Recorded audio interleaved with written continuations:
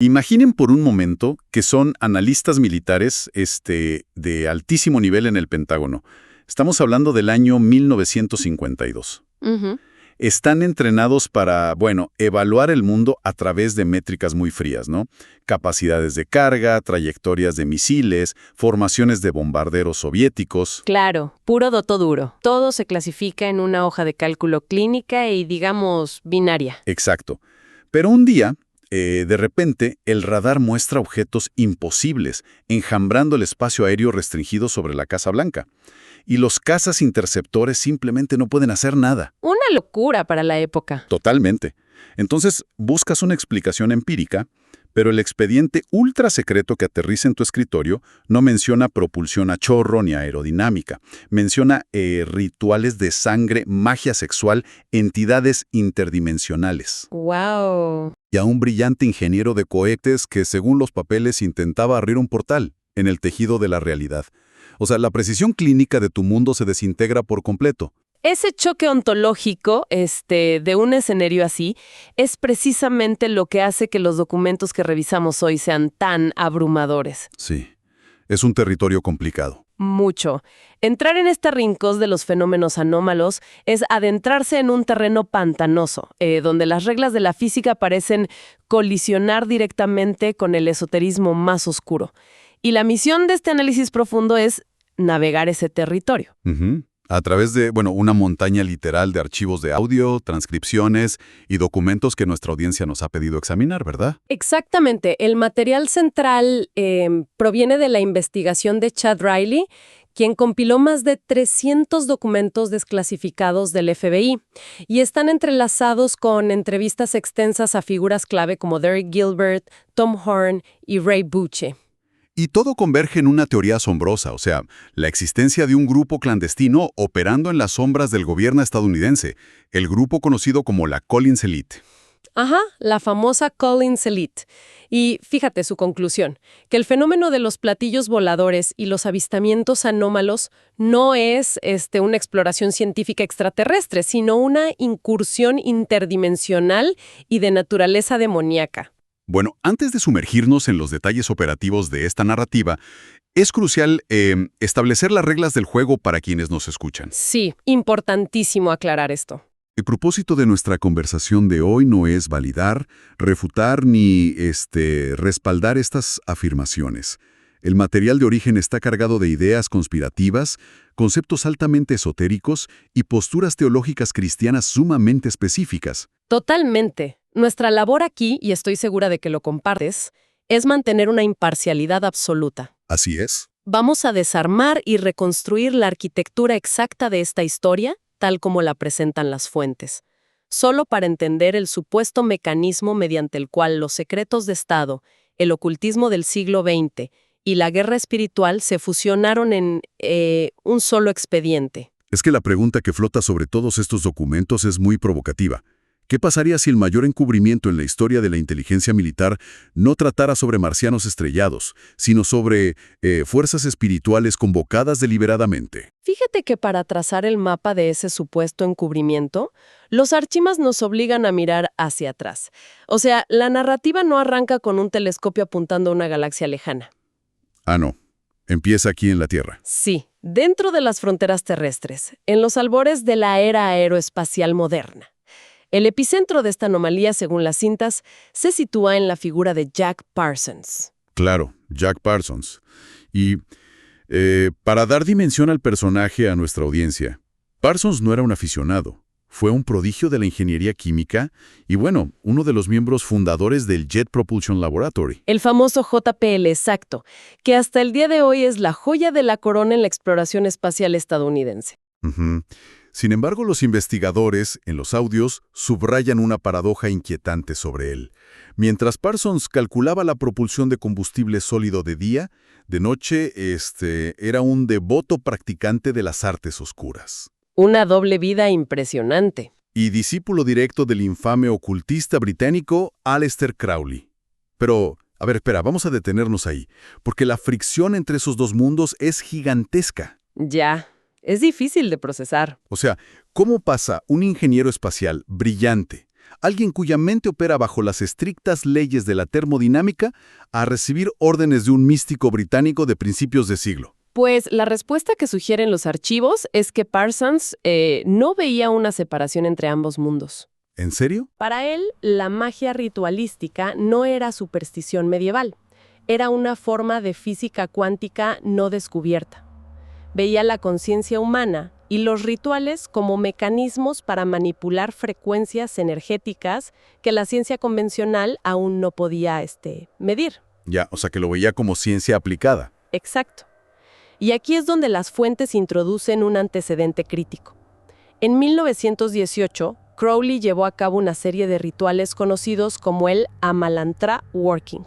Ujú. El objetivo declarado era abrir un canal de comunicación con inteligencias incorpóreas. Crowley afirmó haber contactado a una entidad a la que llamó LAM. LAM. Y esto es lo que hiela la sangre a los investigadores de nuestros archivos, ¿no? El boceto que Crowley dejó de esta entidad. Sí, el dibujo de 1918. Muestra un ser de cabeza bulbosa y desproporcionada, sin cabello, con ojos inmensos y rasgos faciales mínimos. ¡Guau! O sea, décadas antes de que la cultura pop acuñara el término, Crowley dibujó exactamente lo que hoy reconocemos como un alienígena gris clásico. Fíjate que esa imagen de LAM sirve como un preludio súper sombrío para lo que ocurre 3 décadas después, en el 47.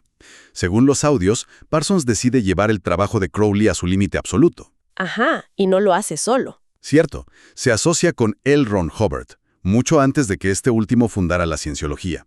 Y juntos ejecutan un ritual masivo en el desierto de Mojave conocido como el Babylon Working. Y bueno, los documentos no describen esto como una simple meditación de fin de semana. No, para nada. Hablan de semanas de magia sexual intensiva y magia de sangre. El propósito explícito, que está documentado en las propias cartas de Parsons, era encarnar a una deidad esotérica. Pero los investigadores de nuestras fuentes argumentan que lo que realmente lograron fue rasgar una fisura en el tejido del espacio-tiempo. Literal. O sea, afirman que abrieron una puerta dimensional que no tenían el conocimiento técnico para volver a sellar. Así es. Y la cronología es lo que alimenta todo este misterio. Fíjate. Los rituales del Babylon Working concluyen en la primavera de 1947. Ujú. Y apenas unas semanas después, Kenneth Arnold reporta la primera formación de naves inexplicables en el estado de Washington. Es ahí cuando acuña el término platillos voladores. Y unas semanas más tarde ocurre el famoso colapso en Roswell.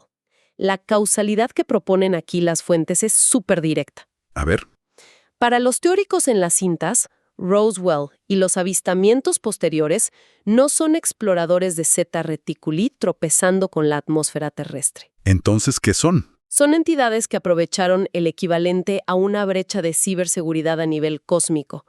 Parsons y Hubbard actuaron como hackers espirituales que tumbaron el cortafuego dimensional del planeta. ¡Wow! ¡Qué analogía! Sí, permitiendo que inteligencias parasitarias inundaran nuestra realidad, manifestándose en formas físicas que la mentalidad de la era atómica pudiera asimilar, como naves de metal reluciente y seres mecánicos. Bueno, vamos a desempacar esto, porque esa interpretación me obliga a cuestionar el entorno psicológico de la época. Corre el año 1947. Estados Unidos acaba de lanzar armas nucleares por primera vez. Había mucha tensión, claro. Exacto. El mundo está sumido en un nivel de ansiedad existencial sin precedentes. Está comenzando la Guerra Fría. No es altamente probable que la mente colectiva del país estuviera tan fracturada por el terror nuclear que cualquier globo meteorológico anómalo o avión experimental se interpretara como una amenaza de otro mundo. Es una duda muy válida. Es que atar el estrés postraumático de una nación entera a los rituales de un ingeniero excéntrico en el desierto, pues me parece un salto monumental, ¿no? Pues el argumento de los investigadores en los audios para refutar esa idea del pánico de la Guerra Fría se basa en la escalada de los eventos físicos. Eventos que, según ellos, obligaron al gobierno a reaccionar. Ujú. Porque las luces en el cielo pasaron de ser anomalías distantes a vulneraciones críticas de la seguridad nacional. Y ahí llegamos a 1952. El año clave. Exacto. Jack Parsons muere en una explosión sumamente extraña en su laboratorio casero. Y ese mismo verano, escuadrones de objetos luminosos invalen el espacio aéreo de Washington, D.C. Volando en formaciones imposibles sobre el mismísimo Capitolio y captados por múltiples radares militares. ¿Sí?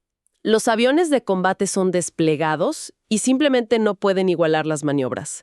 Es en este momento de humillación militar y vulnerabilidad absoluta donde entra en escena nuestro grupo de interés, la Collins Elite. Claro, al ver que las comisiones públicas, como el Proyecto Libro Azul, no servían más que como herramientas de relaciones públicas, las altas esferas de inteligencia ensamblan a esta élite en las sombras. Ujú. Y el material que analizamos contiene el testimonio directo de Ray Bouchek sobre cómo operaba este grupo. Y Bouchek no es un teórico cualquiera de Internet, ojo. Para nada. Tiene credenciales serias. Exacto, es un sacerdote anglicano con formación teológica pesada. Y fue director estatal de MUFON, o sea, una de las redes de investigación de ovnis más estructuradas del mundo. Y en los audios, Boech relata un encuentro clandestino con dos investigadores que trabajaban bajo el paraguas del Departamento de Defensa. ¿Y qué le dijeron? Pues estos hombres estaban aterrorizados y buscaban consejo espiritual. Le revelaron que en la carrera desesperada por comprender la tecnología de estos seres, facciones completas del gobierno habían abandonado a la ciencia tradicional. ¡Wow! Estaban financiando el desarrollo de armas psicotrónicas. Bueno, para dimensionar lo que implican las armas psicotrónicas en este contexto, quienes nos escuchan deben saber que no hablamos de microondas para generar dolor físico. No, no es nada de eso. Los informantes en los audios escribían tecnología diseñada para alterar y sintonizar a la fuerza las ondas cerebrales humanas, convirtiendo al cerebro del operador en una especie de, antena de radio biológica. Una antena capaz de interceptar frecuencias interdimensionales. Intentaban forzar una línea de comunicación. ¿Y si la tecnología fallaba? Cuando fallaba, el testimonio indica que recurrían a la visión remota y a rituales abiertamente satánicos. Es una locura. Usaban el ocultismo clásico como una herramienta de fuerza bruta, un protocolo de hackeo para extraer información tecnológica de lo que denominaban entidades no humanas, o NHE por sus siglas en inglés. Y claro, los analistas de la Collins Elite observan cómo sus colegas del Pentágono están realizando evocaciones demoníacas subsidiadas con los impuestos de los ciudadanos y entran en pánico absoluto. Imagínate la escena. Su conclusión formal, presentada en reuniones secretas, es que la invasión no es extraterrestre, sino demoníaca. Son ángeles caídos operando bajo un sofisticado camuflaje de ciencia ficción. Y su solución para detener esta infiltración es lo que resulta más desconcertante. El grupo propone desmantelar la secularidad del Estado e instaurar una teocracia cristiana autoritaria en Estados Unidos. Todo para crear un escudo espiritual protector sobre la nación. Pero aquí es donde se pone realmente interesante, y la narrativa exige que nos detengamos a analizar la psicología de este grupo. A ver. Son científicos, matemáticos y generales de 4 estrellas, ¿no? Mentes entrenadas para destruir al bloque soviético mediante ecuaciones de rendimiento nuclear. Totalmente racionales. Exacto. Cuando se topan con un fenómeno que viola las leyes de Newton, ¿por qué su instinto inmediato es proponer un gobierno teocrático radical? Es una gran pregunta. O sea, ¿por qué no acudir a teólogos especializados o recurrir de forma encubierta a la experiencia del Vaticano en exorcismos, como sugiere el propio investigador Derek Gilbert en los audios? El mismo Gilbert señala que forzar las leyes mosaicas sobre una población moderna no tiene ninguna base bíblica para funcionar como un escudo mágico. Y esto plantea una pregunta importante sobre el miedo, fíjate. La reacción de la Collins Elite ilustra magistralmente la extrema fragilidad de la mente hiperracional. Claro, cuando les quitas el suelo bajo los pies. Exacto. Cuando a un individuo que basa toda su cosmovisión en el empirismo le presentas una realidad que destroza las reglas de la física termodinámica y cuántica, sufre un colapso estructural. La métrica desaparece. Ya, y al no tener un andamiaje científico para procesar a seres interdimensionales interactuando telepáticamente, pues el terror existencial los hace buscar refugio en la estructura más absoluta y rígida disponible. El dogma religioso extremo. La propuesta de una teocracia no era producto de una profunda reflexión teológica, o sea, era un mecanismo de defensa primario. Querían construir un cortafuegos legislativo porque no sabían cómo construir uno tecnológico contra estas frecuencias espirituales. Sin embargo, en el complejo militar industrial, el miedo a lo desconocido rara vez le gana a la codicia por el poder. Muy cierto. Mientras la Collins Elite intentaba sonar las alarmas y rezar por la nación, otras facciones del gobierno veían una oportunidad sin precedentes.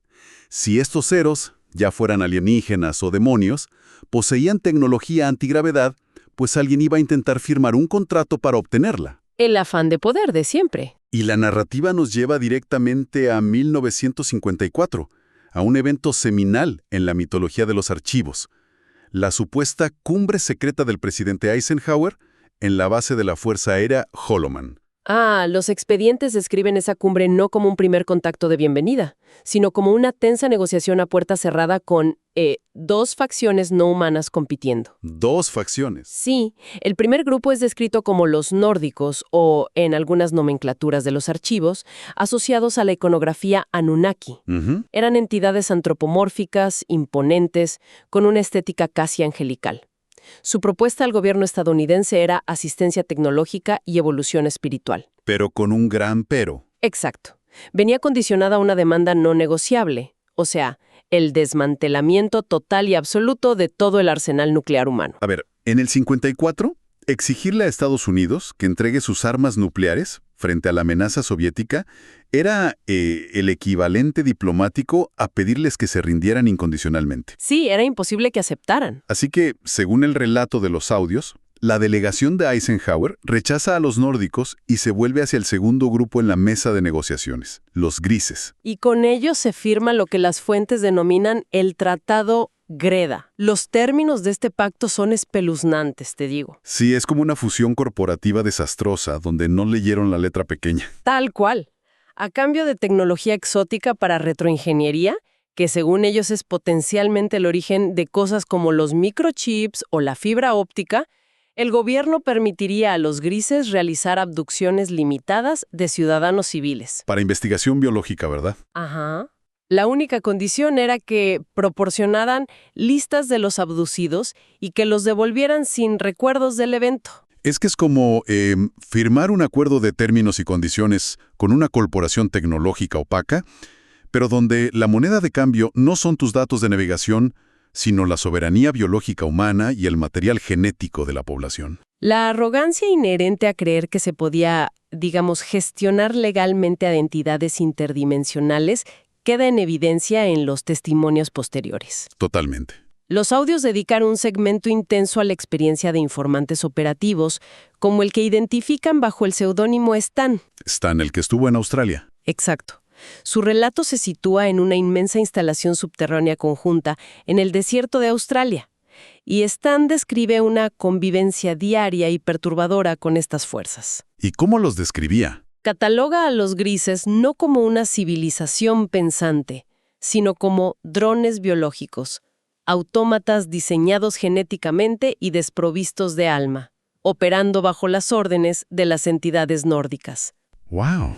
La advertencia central de Stan es que la burocracia humana colapsó rápidamente. Los científicos y militares descubrieron que sus aliados no respetaban las cuotas de abducción y perdieron total control operativo de las instalaciones. Y ese nivel de pérdida de control, se torna mucho más oscuro y siniestro cuando pasamos al testimonio de Greg Rinrich. Ese testimonio es durísimo. Él afirmó haber estado estacionado en las infames bases subterráneas de Dulce y en la zona S4, colindante al Área 51. Y Rinrich no hablaba de hombrecillos verdes. No, sus descripciones eran diferentes. Describió interacciones en pasillos subterráneos con seres humanoides masivos, de más de 3 metros de altura. Entidades que se presentaban a sí mismas utilizando el término bíblico antiguo de Nefilim. Y aquí hay un detalle operativo que paraliza la narrativa. En serio. Rinrich testificó que la presión ambiental en esas instalaciones era tan asfixiante y la hostilidad de estas entidades ante ciertas vibraciones tan violenta, que el Departamento de Recursos Humanos Militar obligaba a todo el personal a firmar un anexo legal específico. Sí, lo del nombre. Exacto. Quedaba estrictamente prohibido pronunciar el nombre de Jesús en toda la base. Y no se trataba de respeto a la diversidad religiosa, ¿eh? No podías usar el nombre ni siquiera como una exclamación accidental al tropezar en el pasillo. Porque causaba una reacción. Sí, la pronunciación de esa palabra causaba una reacción agresiva e incontrolable en los seres de 3 metros. Fíjate, el detalle de la prohibición verbal es una ventana profunda a la mecánica de cómo estas entidades operan en la realidad física. Bueno, según el marco de las fuentes. Claro. No se ofendían intelectualmente por una figura histórica judía. La justificación que ofrecen los investigadores teológicos en las grabaciones es que estos seres, siendo constructos de naturaleza demoníaca o angélica caída, experimentan una disonancia cognitiva y vibracional insoportable ante la invocación de esa autoridad espiritual específica. Actúa como un arma acústica contra ellos. Exactamente. Además, si conectamos esto con el panorama general, el aislamiento geográfico de todos estos eventos no es menor. Al analizar la simbología general, estas inmensas bases subterráneas fortificadas, excavadas a kilómetros bajo el desierto, no son simplemente refugios nucleares. Tienen otra función narrativa. Sí, operan en estos relatos como la versión mecanizada y de alta tecnología del inframundo antiguo, el Hades, donde las almas humanas interactúan en las sombras con deidades destructivas. Y quienes intentaron exponer la maquinaria de este inframundo moderno, pagaron caro su atrevimiento. Las represalias descritas en el material son salvajes. Demasiado. Renrich detalló cómo su vivienda fue allanada por comandos de operaciones negras tácticas. No solo confiscaron evidencia, sino que liberaron toxinas biológicas focalizadas en el ambiente de su casa para enfermar gravemente a su esposa y quebrar su voluntad mediante el desgaste psicológico. Y no fue el único caso. No. Por otro lado, el investigador Tom Horn aporta un relato familiar devastador en los audios. Su propio cuñado trabajaba como científico en los laboratorios de Los Álamos, haciendo ingeniería inversa directa sobre estos artefactos no humanos. Una noche, abrumado por el cargo de conciencia, le confesó a la familia la naturaleza de su trabajo. En un margen de 48 horas, el hombre se desvaneció de la faz de la Tierra. Su vehículo apareció abandonado. Congelaron sus cuentas también, ¿no? Todas las cuentas bancarias se congelaron. Todas las agencias federales levantaron un muro impenetrable alrededor del caso. Fue literalmente borrado del mapa. Y lo terrible es que la eliminación de disidentes es apenas la fase de mantenimiento de un proyecto mucho mayor. Todo este esfuerzo encubierto, la recolección de tecnología, la alteración del espacio-tiempo, desde Parsons y las negociaciones subterráneas, tienen un objetivo culminante. Así es. La Collins Elite y los investigadores contemporáneos en los audios coinciden en la existencia de un diseño deliberado, un cronograma que las entidades están siguiendo meticulosamente para desplegar lo que denominan la gran decepción. Y este concepto de la gran decepción redefine todo lo que el público espera sobre el fenómeno ovni. Durante décadas, la cultura ha anticipado el momento de la famosa divulgación oficial, el día en que las naves bajen y el gobierno admita la verdad. Las fuentes advierten que ese día llegará, pero será una trampa a escala planetaria, o sea, una puesta en escena totalmente orquestada. El mecanismo de esta decepción es descrito como una maniobra de rescate orquestada. La premisa es que el mundo será llevado al borde del abismo. Desastres climáticos, cataclísmicos, el precipicio del fuego nuclear global, o quizás una invasión fabricada por parte de los grises a quienes se pintaría como la amenaza exterior. Y entonces llegan los salvadores. Exacto. En el punto de máxima desesperación humana, los nórdicos, las entidades resplandecientes, descenderán públicamente en las principales capitales del mundo. Y no usarán rayos láser para conquistar, fíjate. Usarán diplomacia cuántica. ¡Wow! Se presentarán como los jardineros galácticos originales, los creadores benévolos que han regresado para salvar a su creación de la extinción. O sea, la maniobra de secuestro no será militar, será un asalto hostil a la espiritualidad humana. Usarán su abrumadora superioridad tecnológica para proyectar milagros visuales y curaciones. Su propósito final, que está detallado repetidamente en las cintas, es reescribir la historia antigua. Sí, desmantelar las creencias previas. Exacto. Afirmarán que todas las figuras proféticas y los milagros históricos fueron simples intervenciones tecnológicas de su parte, que, bueno, fueron malentendidas por humanos primitivos. Con ese simple argumento, desmantelarán de un plumazo las bases de todas las religiones históricas mundiales. Una manipulación absoluta.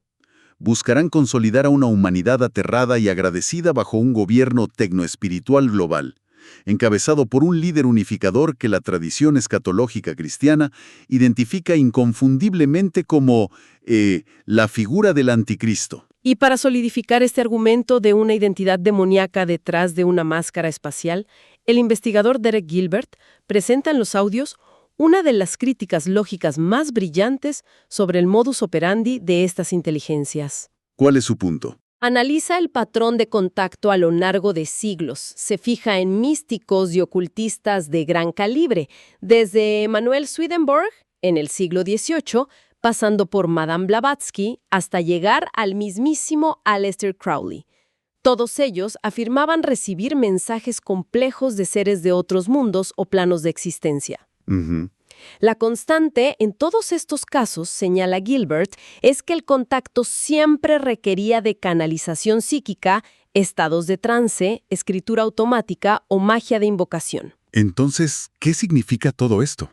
Porque ese detalle rompe la narrativa de la hipertecnología si lo analizas fríamente. Totalmente. O sea, imaginemos por un segundo que eres parte de una especie lo suficientemente evolucionada como para plegar el espacio-tiempo como si fuera una servilleta de papel, dominar la gravedad cero y construir androides biológicos que soportan viajes interestelares. Ajá. Si quieres comunicarte de manera efectiva con los líderes o los pensadores del planeta Tierra, en serio, ¿por qué tu método de transmisión es poseer a un telépata victoriano en un sótano oscuro rodeado de velas? Es una gran contradicción. Claro.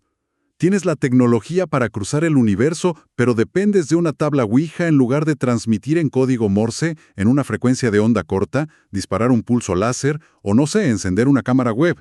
Es operativamente ineficiente. Pero fíjate, esa ineficiencia operativa es precisamente la prueba de carga. Para los autores de estas teorías, el uso forzoso de interfaces espirituales demuestra que estos seres no están limitados por un retraso tecnológico, sino por restricciones metafísicas impuestas por una autoridad superior divina. Ah, ya entiendo por dónde van. Sí, son espíritus encarcelados en esferas dimensionales específicas. La necesidad de un médium humano, de un ritual de sangre como el de Jack Parsons o de armas psicotrónicas gubernamentales, revela que carecen de la autoridad inherente para entrar al plano material a voluntad. Necesitan que alguien les abra la puerta. Exacto. Necesitan un conducto biológico que les abra la puerta desde adentro. El relato indica que han pasado siglos adaptando su engaño. O sea, en la antigüedad eran dioses elementales, en el medievo eran súcubos, y en la era atómica se vistieron con los trajes espaciales y las naves de metal que el subconsciente moderno estaba condicionado a esperar. ¿Es un descenso vertiginoso el que hemos hecho hoy a través de estos archivos confidenciales? Sin duda. Hemos rastreado la huella de un misterio que, bueno, comienza con ecuaciones de propulsión y magia ritual en los desiertos de California. Avanza por los pasillos aterrorizados de la Collins Elite, intentando legislar un escudo contra entidades incorpóreas, y desciende a las profundidades de bases subterráneas donde supuestamente se transaccionó sangre humana a cambio de fibra óptica. Y todo apunta hacia la advertencia sombría de una inminente gran decepción diseñada para resetear la fe del planeta entero. Y el valor de desglosar este material con tanta minuciosidad no radica en obligar a nadie a adoptar esta cosmovisión aterradora, ¿eh? La relevancia profunda, para quienes nos escuchan, reside en lo que este complejo laberinto de teorías nos dice sobre nuestra condición actual. Sí, sobre nuestra sociedad. Vivimos en una era definida por una profunda fractura en la confianza hacia las instituciones que alguna vez nos anclaron. Los gobiernos, la ciencia, los medios. Totalmente. Cuando las autoridades oficiales niegan rotundamente fenómenos que miles de personas están experimentando, dejan un vacío. Y la mente humana, desesperada por encontrar sentido y estructura en el caos, siempre llenará ese vacío. Y busca respuestas definitivas. Así es. Vemos en esta narrativa un ejemplo deslumbrante de cómo la sociedad moderna, empujada al límite del entendimiento empírico, se ve obligada a fusionar sus mitos ancestrales, su teología teórica y su paranoia tecnológica en un intento por comprender aquello que se niega a ser encasillado en una hoja de cálculo. La búsqueda de orden es implacable. Incluso si ese orden requiere aceptar que se libra una antigua guerra cósmica justo debajo de nuestros pies. Tal cual. Y para cerrar, me gustaría dejar en el aire una reflexión final que extiende el material de hoy hacia una dirección inexplorada. Te escucho. Hemos hablado de la tensión entre ciencia y ocultismo, pero a medida que la física cuántica contemporánea avanza hacia teorías de cuerdas, entrelazamiento multidimensional y realidades holográficas, estamos acercándonos al momento en que la ciencia finalmente creará el vocabulario empírico para describir la maquinaria del mundo espiritual. Esa es una gran pregunta. Quizás las futuras generaciones miren hacia atrás y se den cuenta de que términos como extradimensional, demonio, ángel y proyección psíquica siempre fueron diferentes dialectos intentando describir exactamente la misma física inexplorada del universo. Es algo para reflexionar. Un cierre monumental para un tema inabarcable. A lo mejor, si logramos expandir nuestro marco de comprensión, esos documentos tachados con tinta negra dejarán de parecernos ocultismo y los leeremos como el manual de física avanzada que siempre fueron. Exactamente. Agradecemos infinitamente a nuestra audiencia por acompañarnos en esta exploración exhaustiva por los límites de lo desconocido. Hasta la próxima sesión.